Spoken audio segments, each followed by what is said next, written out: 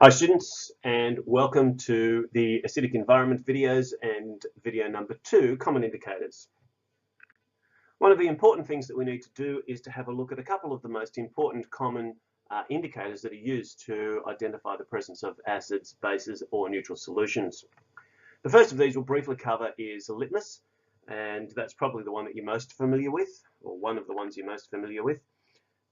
What happens with most indicators is that they exist in an equilibrium. That is, there's a mixture of two substances that are both present, usually one of which dominates and at least one of which has a very distinctive color. For litmus, one of those colors is a red color, and that color is favored when the litmus is in an acidic solution.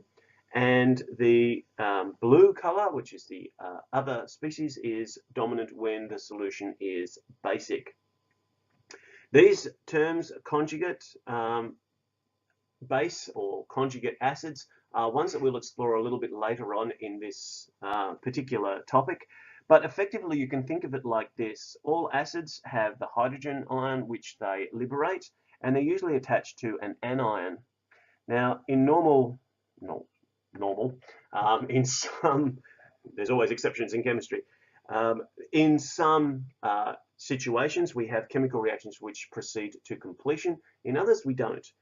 Sometimes the reaction doesn't go fully to completion, and so you have both reactants and products present. When an acid is ionizing in a solution, it forms the hydrogen ions and then a base.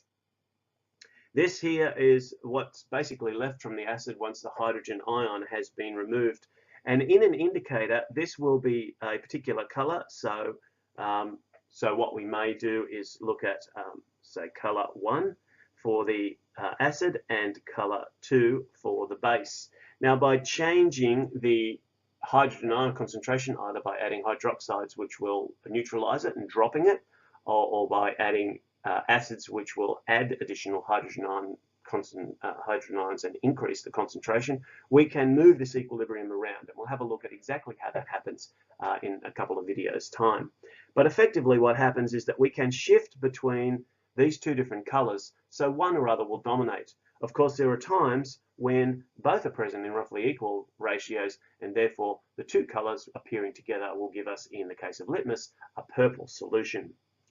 The other thing to notice about indicators is that they have a range over which the color change occurs. So below a pH of 5.5, you've got litmus red dominating. Above 8, you've got litmus blue dominating. And then in between, that's where you have mixtures of the both and varying shades of purple.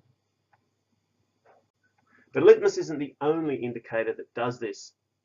What it does do is it allows us to plot different types of solutions where very low pHs are very acidic, neutral pHs are in the middle range, so a pH of about 7, and pHs above 7 are basic. And so we get an idea of the sort of color that's going to correspond to each of these different ones. These terms pH and pOH are likewise going to be explained in future videos. A second and probably very important indicator, certainly for some of the practicals that we'll be doing later in this topic, is phenolphthalein. Pronouncing phenolphthalein isn't critical, but you should be able to try and at least get the spelling close so that when you write it down in your papers, it looks like what it's supposed to be. The important thing about phenolphthalein is in acidic and neutral substances, it is colorless. Please do not say it is clear. This is a clear solution. It just happens to be pink. This one is colorless. So please describe it as colorless.